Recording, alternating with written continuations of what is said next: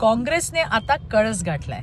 गरीब कष्टकरी बहिणींच्या खात्यात येणारे पैसे यांना जर सरकारी लाच वाटत असतील ना, तर यांच्या बुद्धीची कीव करावी लागेल.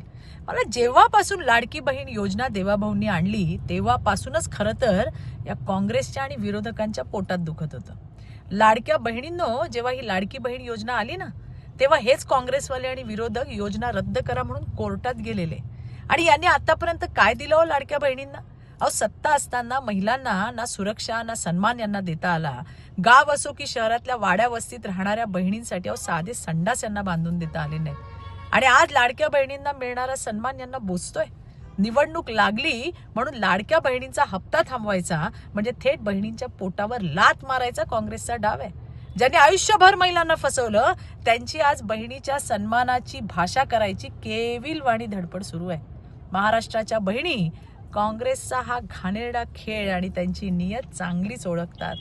आणि या लाडक्या बहिणी, राज्यातल्या लाडक्या बहिणी, या सावत्र भावांनी केलेल्या अपमानाचा बदला 15 तारखेला नक्की घेतील. मला विश्वास आहे हा. धन्यवाद. जय हिंद, जय महाराष्ट्र.